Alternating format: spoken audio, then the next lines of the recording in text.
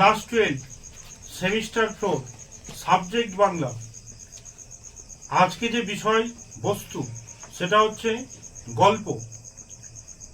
এই গল্প থেকে আজকে হলুদ পোড়া।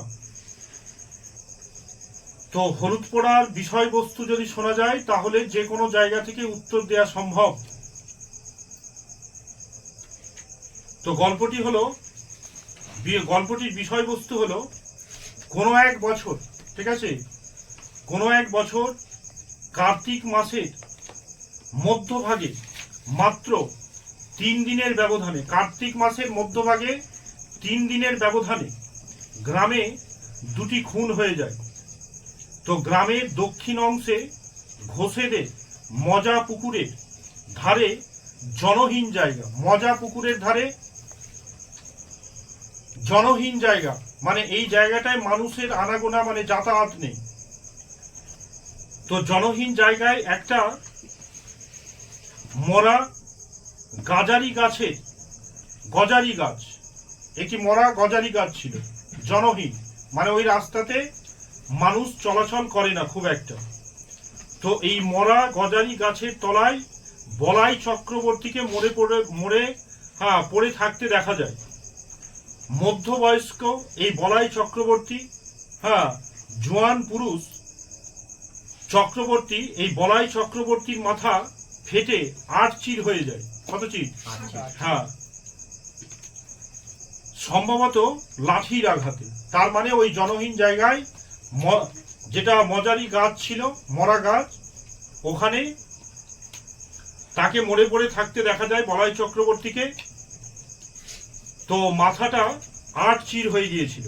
অন্যদিকে 16-17 বছরে রোগা স্বভাব ভীরু, মানে এই মেয়েটি ছিল রোগা স্বভাব ভীরু, মানে সচরাচর একটু লজ্জাবোধ ছিল। কি বোধ বললাম? সকলের সঙ্গে খুব একটা মানে আগ বাড়িয়ে কথা বলতো না। তো স্বভাব ভীরু ছিল, স্বভাবে ভীরু। শুভ্রা ছিল গ্রামে আর 10টা সাধারণ মেয়ের মতোই, একবারে সাধারণ মেয়ের মতো এই শুভ্রা, আর 10টা মেয়ের মতো। তো বাচ্চা হবে বলে, মানে এই শুভ্রার বাচ্চা হবে বলে 1.5 বছর পরে শ্বশুর বাড়ি থেকে বাপের বাড়ি আসে, মাসখানেক আগে। তো গ্রামের শেষে সন্ধ্যা বাতিটি যখন জ্বালা হয়েছে, সেই রকম সময়ে বাড়ির পেছনে ডোবার ঘাটে কেউ বা তাকে গলা টিপে মেরে গিয়েছে, মানে এই শুভ্রাকে মেরে রেখে গিয়েছে। তার মানে শুভ্রা শ্বশুর বাড়ি থেকে 1.5 বছর পরে এসেছে বাচ্চা হবে বলে। তো ওদের বাড়ির পিছনে একটা ডোবা পুকুর ছিল। তো ওই ডোবা পুকুরে ওকে গলা টিপে হত্যা করা হয়েছে বলে মনে করা হয়। কাকে? শুভ্রাকে। কাকে বললাম? শুভ্রাকে। তো এই যে ও যে এসেছিল কিনা শুভ্রা নিজের বাড়িতে, তো ওর একটু পরে বুঝতে পারবি যে বলাই চক্রবর্তী। তো যাই হোক, শুভ্রা 3 দিন পরে খুন হলো। কার 3 দিন পর? বলাই চক্রবর্তী। কথা বুঝেছো?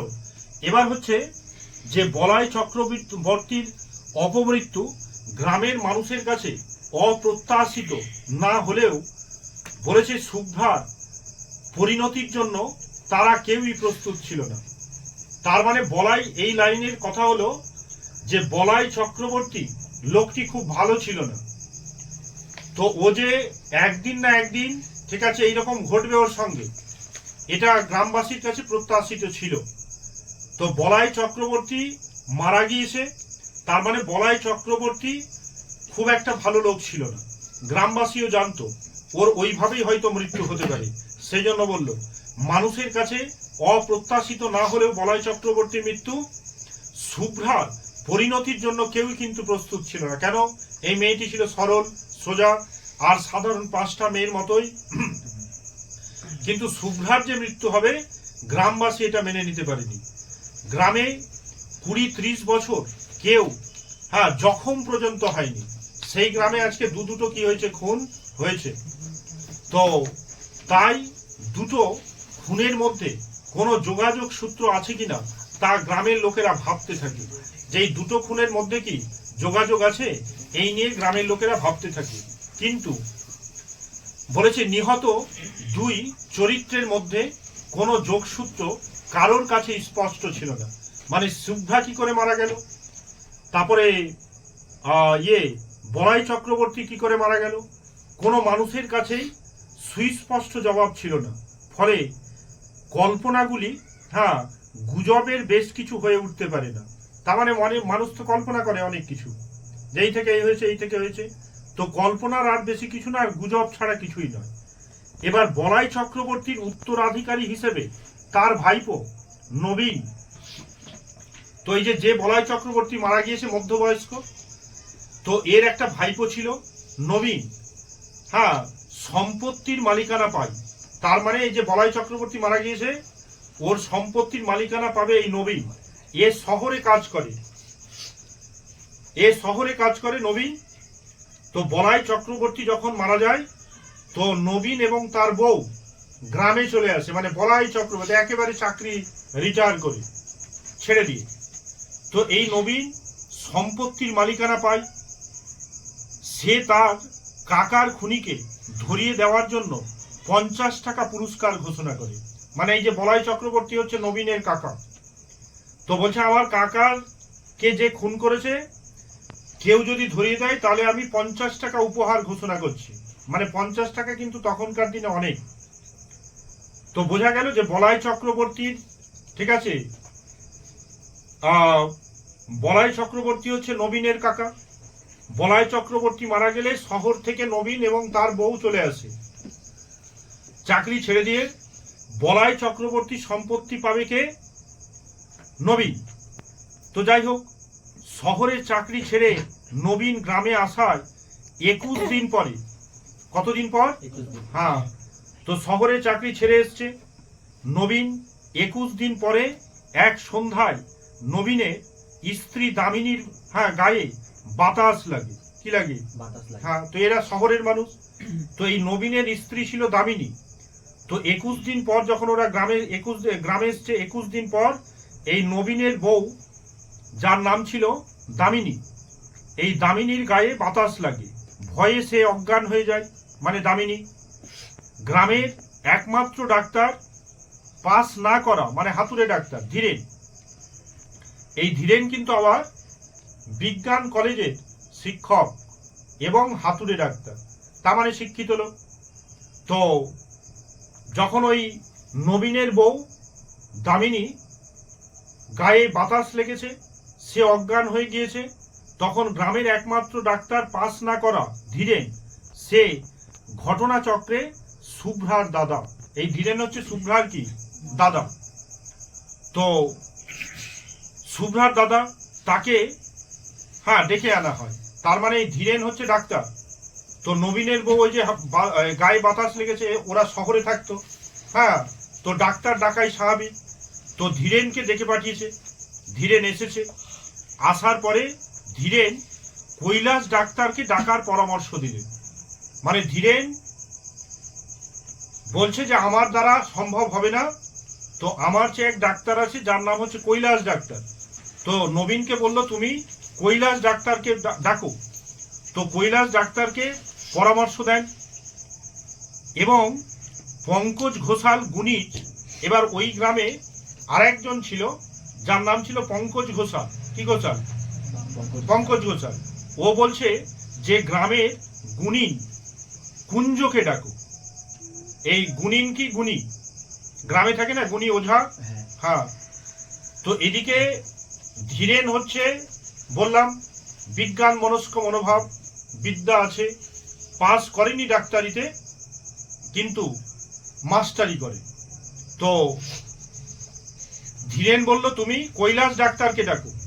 কাকে দেখবে? দামিনীকে। কাকে দেখবে? আর এদিকে আবার পঙ্কজ ঘোষাল বলছে যে তুমি কুঞ্জ গুণীকে ডেকে পাঠাও। তো যাই হোক, ধীরেন তখন তীব্র আপত্তি জানায়, যেহেতু ওর মধ্যে বিদ্যা আছে। ধীরেন এই ভূত টুত হাওয়া কি করে না বিশ্বাস। তখন ওই পঙ্কজ ঘোষাল যখন বলেছে যে একে ডাকো, গুণীকে ডাকো, কুঞ্জকে, তখন ধীরেন তীব্র আপত্তি জানায়। নবীন উভয় পক্ষকে গুরুত্ব দিয়ে কৈলাস ডাক্তার কুঞ্জ গুণী দুইজনকেই লোক ডাকতে পাঠায়। তার মানে নবীন শহরে থাকলেও তো ও কৈলাস ডাক্তারকেও ডাকতে পাঠালো, গুণীকেও ডাকতে পাঠালো। এই হলো। তো গ্রামে আগমন ঘটে প্রথম কুঞ্জগুণী। এবার কুঞ্জগুণী আগে চলে আসে। দামিনী বলছে এলো চুলো বারান্দায় খুঁটির সঙ্গে। এবার ওই গুণী এসে কি করেছে, দামিনীকে ওই বারান্দার খুঁটির সঙ্গে বেঁধে দিয়েছে। বেঁধেছে তার উপরে মন্ত্রতন্ত্র প্রয়োগ করতে থাকে। গ্রামের লোকেরা শিহরিত হয়ে সেই দৃশ্য দেখতে থাকে। এক সময় দামিনীর চোখ বুজে আসে এবং নিস্পন্দন হয়ে যায়, মানে অজ্ঞান মতো অবস্থা। কুঞ্জ তখন কাঁচা হলুদ পুড়িয়ে তার নাকের কাছে ধরে। দামিনীর চুলে আসা চোখ বিস্ফোরিত হয়। বুঝতে পেরেছিস তো? তো ওর ওই চোখ দুটো ঢাকা ছিল চুল দিয়ে, তখন তার চোখ দুটো বিস্ফোরিত হয়, মানে বড় বড় করে দেয় যখন ওর নাকের সামনে হলুদ পোড়াটা ধরেছিল। তো বিস্ফোরিত হলো মানে বড় বড় চোখ করে দিল। সে নিজেকে শুভ্রা বলে পরিচয় দেয়। কি বলে? তার মানে এই দামিনীর গায়ে ভর করেছে কে? শুভ্রা। তো শুভ্রা বলে পরিচয় দেয়। তো শুভ্রা বলে পরিচয় দেয় এবং কোনো প্রশ্ন না করার আগেই জানিয়ে দেয় যে বলাই খুঁড়ো অর্থাৎ বলাই চক্রবর্তী তাকে খুন করেছে। এবার বলছে যে বলাই চক্রবর্তী তাকে কি করেছে?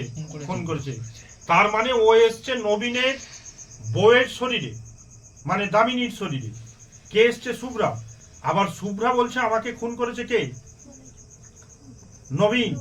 নবীন করেছে। কে? বলাই। তার মানে বলাই তো 3 দিন আগে খুন হয়ে গেছিল। 3 দিন পরে কে খুন হয়েছিল? শুভ্রা। তাহলে মানুষের মনে প্রশ্ন হলো যে বলাই চক্রবর্তী শুভ্রার 3 দিন আগে খুন হয়েছে। এবার এই দামিনীর শরীরে শুভ্রা এসে কি বলছে যে আমাকে কে খুন করেছে? বলাই চক্রবর্তী। কে বললাম? তো গ্রামের মানুষ একটু অবাক হয়ে যায় যে বলাই চক্রবর্তী মারা গেল 3 দিন আগে, তারপরে শুভ্রা কি হলো? খুন হলো। তাহলে বলাই চক্রবর্তী কি করে খুন করে? কাকে? শুভ্রাকে। তো কৈলাস ডাক্তারের আগমনে কুঞ্জ সমস্ত চেষ্টা বন্ধ হয়ে যায়। এবার কৈলাস ডাক্তার চলে এসছে। কুঞ্জগুণী এতক্ষণ যা করার করলো। তো কৈলাস ডাক্তারের আগমনে কুঞ্জর সমস্ত চেষ্টাই বন্ধ হয়ে যায়। তিনি কুঞ্জকে বলেছে অপবিজ্ঞানে চর্চার জন্য তীব্র ভাষায় আক্রমণ করে। অপবিজ্ঞান চর্চা। তার মানে এই কৈলাস ডাক্তারও ওগুলো কি করে না, মানে না। সেই জন্য কুঞ্জকে মানে ওই গুণিনকে, ঠিক আছে, ভৎসনা করে। কি করে বললাম? থানায় তার নাম পেয়ে রিপোর্ট করার কথা বলে। বলছে আমি তোমার নামে কি করব? রিপোর্ট করব। কে বলছে? কৈলাস ডাক্তার। কাকে বলছে? গুণীকে। কাকে বললাম? তো ডাক্তারে রিপোর্ট করব। এরপর কৈলাস ডাক্তার দামিনীকে ঘুমের ওষুধ এবং ইনজেকশন দেন। ঘুমিয়ে পড়ার আগে অবশ্য দামিনী একইভাবে জানায় যে সে চাটুর্যে বাড়ির শুভ্রা। কি বললাম? ওকে যখন ঘুমের ওষুধ দিল ডাক্তার কৈলাস, ঠিক আছে, তো ঘুমানোর আগে ও বলে যায় যে আমি চাটুর্যে বাড়ির হচ্ছি, মানে চক্রবর্তী বাড়ির শুভ্রা। বাড়ির শুভ্রা। এবার শুভ্রার মৃত্যুর 3 দিন আগে বলাই চক্রবর্তী মারা যাওয়ায় তার দ্বারা শুভ্রার খুন হওয়া কি সম্ভব তা নিয়ে যখন বিকেলে সংশয়, মানে সকলের সংশয় হয় যে বলাই চক্রবর্তী মারা গিয়েছে 3 দিন আগে, তাহলে এবার ওই শরীরে এসে বলছে, দামিনীর শরীরে এসে বলছে যে আমাকে খুন করেছে কে? বলাই চক্রবর্তী। শুভ্রা বলছে। আবার যখন কৈলাস ডাক্তার ওষুধ দিল, ঘুমানোর আগে বলে গেল আমি কে? আমি হচ্ছি শুভ্রা। তো শুভ্রার মৃত্যুর 3 দিন আগে বলাই চক্রবর্তী মারা যাওয়ায় তার দ্বারা শুভ্রার খুন হওয়া কি সম্ভব তা নিয়ে সকলের মনে সংশয়। তা দূর হয়ে যায় প্রথম পঙ্কজ ঘোষাল এবং পরে কুঞ্জ গুণিনের কথায়। বোঝা যাচ্ছে? তো এই যে মানুষের মধ্যে যে সংশয় ছিল 3 দিন আগে মারা গিয়েছে, তাহলে ও কি করে শুভ্রাকে খুন করতে পারে? তো পঙ্কজ ঘোষাল আর কুঞ্জর কথাতে পরিষ্কার হয়ে যায় কি, কুঞ্জ জানিয়ে দেয় যে কোনো জীবন্ত মানুষকে ভর করে, ঠিক আছে, বলাই চক্রবর্তী শুভ্রাকে কি করেছে, খুন করেছে। মানে ভূত কারো শরীরে ঢুকেছে, ঢোকার পরে ওকে দিয়ে কি করেছে, খুন করেছে। এই হলো এই সব কথাবার্তা, হ্যাঁ, ধীরেনকে সীমাহীন বিষণ্ণ করে তুলল। মানে ধীরেন তো এই কথাগুলো শুনছিল, আর এগুলো শোনার পরে না তার মন বিষণ্ণ হচ্ছিল, মানে খুব বাজে হচ্ছিল, অসহ্য কষ্ট। হ্যাঁ, তাকে তাড়া করে বেড়ায়, কেন কি তার বোন মারা গিয়েছে, আর তার বোনকে নিয়ে এত কি হচ্ছে, কথা হচ্ছে, ওকে ভালো লাগছে না। তখন হ্যাঁ বলেছে এই যে তার যে ধাপগুলো, ওই যে শুভ্রাদের যে বাড়িটা ছিল না, ধীরেনের যে বাড়িটা, তো ধীরেনের বাড়ির পেছন দিকে যে পুকুরটা ছিল যেখানে শুভ্রাকে খুন করা হয়েছিল, তো ও তো গর্ভবতী ছিল, বাচ্চা হবে, সেই জন্য ধীরেন কি করেছিল, ওই যে পুকুরে যে স্নান টান করতে নামবে শুভ্রা, তো তার জন্য তার আগেই কিন্তু ও সিঁড়িটির ধাপগুলো তৈরি করে দিয়েছিল ভালো করে, মানে পাটা যেন পিছলে না যায়। তো ওই গর্ভবতী শুভ্রার জন্য বিশেষভাবে সে জানিয়ে দিয়েছিল, এবং তার ভাবনা তাকে আজকে কাতরভাবে কষ্ট দিচ্ছে। কাকে? ধীরেনকে। মানে এত কিছু করেছে, তো ওকে ওই বিষয়গুলো কষ্ট দিচ্ছে, অন্য কোনো বিষয়ে সে মনোনিবেশ করতে পারে না। বুঝতে পারছিস তো? মানে ওর কোনো কাজে কি লাগছে না, মন লাগছে না। কার? ধীরেনের। হ্যাঁ, তো ধীরেন দ্রুত উপলব্ধি করতে থাকে যে তার প্রতি তার চারপাশের পৃথিবী, হ্যাঁ, দৃষ্টিভঙ্গি দ্রুত পাল্টে যাচ্ছে। মানে ও তো একটা শিক্ষিত ব্যক্তি, বুঝতে পেরেছিস তো, কিন্তু ওর দৃষ্টিভঙ্গি কিন্তু আস্তে আস্তে কি যাচ্ছে, পাল্টে যাচ্ছে। কেন? বলছে যে পুরুত ঠাকুর তাকে শাস্ত্রীয় ক্রিয়াকর্ম বিষয়ে পরামর্শ দিলেন, বাড়ির সকলের জন্য মাদুলি নিতে বললে। এবার ও তো এগুলো মানে না। হ্যাঁ, এবার ওদের বাড়ির পুরুত বলছে যে যেগুলো ক্রিয়াকর্ম আছে সেগুলো করতে হবে, সবাইকে মাদুলি ধারণ করতে হবে। এবার এই বিজ্ঞান মনস্ক মানে শিক্ষিত মানুষের মধ্যে না এই জিনিসগুলো ওকে না মানিয়ে নিতে পারছে না, ও নিজেকে, মানে ও নিজেকে কুসংস্কারে কি করতে পারছে না, আচ্ছন্ন করতে পারছেন না। তো মনে হলো যে এমনকি তার ছাত্র পর্যন্ত ক্লাসে আড়ষ্ট, কিন্তু কোনো গোপন আলোচনায় রত। এবার যখন ও স্কুলে আসছে, এমনকি বলছে যে তার ক্লাসে ছাত্র, তার ক্লাসে আড়ষ্ট কিংবা কোনো গোপন আলোচনায় রত। তো স্কুলে যে আসছে, তো আসার পরে পড়াতেও পারে না, বোঝা যাচ্ছে কে? হ্যাঁ, তারপরে তো ওই স্কুলের হেডমাস্টার, হ্যাঁ, বলছে হেডমাস্টার তাকে স্কুলের সেক্রেটারি মথুর বাবুকে পরামর্শ দেন যে 1 মাসের জন্য ছুটি নিতে বলো তুমি ধীরেনকে, ও একটু ঘুরে আসুক, ওর মন এখন কি ঠিক নেই, ও এখন পড়াতেও পারবে না। তাই মথুর বাবুকে হেডমাস্টার পরামর্শ দিলেন, এই মথুর বাবু হচ্ছে ওই স্কুলের সেক্রেটারি, তো তুমি ছুটি নিতে বলো। স্কুল থেকে হ্যাঁ মাইল খানে খাটলে মথুর বাবুর বাড়ি, সেই দিকেই যাবে ভেবে পা বাড়িয়েছিল ধীরেন, সিদ্ধান্ত পরে পাল্টে দেয় কোনো। হ্যাঁ, তো প্রতিদিন স্কুলে গিয়ে ছেলেদের পড়ানোর ক্ষমতা তার নেই। মথুরবাবু এমনকি কোনো চেনা মানুষ সামনে দাঁড়াতে ধীরেন লজ্জা বোধ পাচ্ছে, মানে কারো সামনে দাঁড়াতে তার কি পাচ্ছে, লজ্জা বোধ পাচ্ছে। কার? হ্যাঁ, এমন সময় সে বাড়ি যায়। হ্যাঁ, বাড়ি গিয়ে ওদের যে পুকুরে যেখানে ওই শুভ্রাকে মারা হয়েছিল, তার বোনকে, তো ওর বউ কি করে, মানে ধীরেনের বউ, হ্যাঁ, এই ধীরেনের বউ কি করেছে, দুদিকে দুটো বাঁশকে পুড়িয়েছে, দিয়ে ওই যেখানে পুকুরে হত্যা করেছিল ওখানে বেঁধে দিয়েছে, মানে ওখান থেকে কোনো প্রেতাত্মা আসবে না বাড়ির দিকে। আর বিকেল না হতে হতে খাওয়া দাওয়া রান্না বান্না, বিকেলে মাছ রান্না হয় না, আর এঁঠো কেটো পড়ে থাকলে ওই ধীরেনের বউ সব মুছে সন্ধ্যার পরে আর বাড়ি থেকে বেরোয় না কেউ। তো দিন থাকতে থাকতেই সব গুটিয়ে নেয় ধীরেনের বউ। এবার ধীরেনের মনে হয় যে আমার একবার শুভ্রার সঙ্গে কথা বলা উচিত, তো ওই যে ডোবাটার ওখানে দুদিকে বাঁশটা পুড়িয়ে বেঁধে দেওয়া হয়েছিল, তো সন্ধ্যের পরে ওইদিকে যাওয়া বারণ ছিল, কিন্তু ধীরেন মনে করেছিল আমি আমার বোনের সঙ্গে কি বলবো, কথা বলবো, তো চাইছিল তার সঙ্গে আমার একবার দেখা হোক। তখন ও কি করে, ওই বাঁশ টোপকে ধীরেন ওই পুকুর তলায় চলে যায় ডোবাটার কাছে। আর ডোবাটার কাছে গেলে শুভ্রা তার উপরে ভর করে, কার উপরে, ধীরেনের উপরে, বোঝা যাচ্ছে। এবং ধীরেনের উপর ভর করলে ওর রক্তপাত হয়, ঠিক আছে। এবার ও না বাঁশের এদিকে আসতে চাইছে, কিন্তু কি পারছে না, আসতে পারছে না। তখন তার বউ, ঠিক আছে, ওকে আসতে বলছে বাঁশটা টপকে, কিন্তু কি পারছে না, আসতে পারছে না। তো এইভাবে বলেছে যে ধীরেন ঘরে আসতে বললেও আসে না। রাত্রি নামতে চলেছে, ধীরেনের মনে হয় শুভ্রাকে তার সঙ্গে কথা বলা উচিত, বলতে দেওয়া উচিত। বাঁশ ডিঙিয়ে সে এগিয়ে চলে যায় ডোবার দিকে। এবং শান্তি, মানে এই ধীরেনের বউ হচ্ছে শান্তি, তো এই শান্তি ঘরের ভিতরে থেকে শুনতে পায় এক অদ্ভুত বিকৃত গলার আওয়াজ। বেরিয়ে এসে দেখে বাঁশের ওপারে দাঁড়িয়ে হিংস্র জন্তুর মতো, হ্যাঁ, চাপা গর্জনের মতো ধীরেন তার নিজের নাম ধরেই ডাকাডাকি করছে।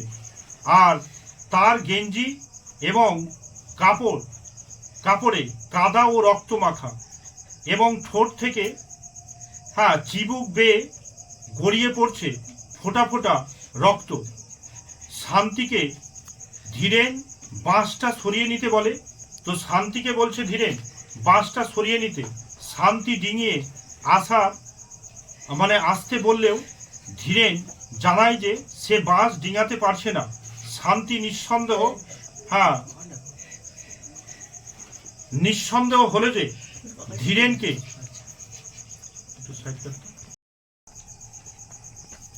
শান্তিকে ধীরেন বাঁশটা সরিয়ে নিতে বললে, শান্তি ডিঙিয়ে আসতে বললেও ধীরেন জানায় যে সে বাঁশ ডিঙাতে পারছে না। শান্তি নিঃসন্দেহ হলো যে ধীরেন অশরীরী ভর করেছে ধীরেনকে। তার সুতীক্ষ্ণ আর্তনাদ মানে চিৎকার, মানে জোরে চিৎকারে গ্রামের লোকেরা চলে এলো। কুঞ্জও এলো। স্নান করিয়ে খুঁটিতে বেঁধে দামিনীর মতোই তন্ত্র মন্ত্র প্রয়োগ শুরু হলো ধীরেনের উপরে। কাঁচা হলুদ ধীরেনের নাকের কাছে ধরে কুঞ্জ, হ্যাঁ, বজ্রকণ্ঠে তার পরিচয় জানাতে চায়। যে ধীরেন উত্তর দেয় যে সে বলাই চক্রবর্তী, হ্যাঁ, এবং সে শুভ্রাকে কি করেছে, খুন করেছে।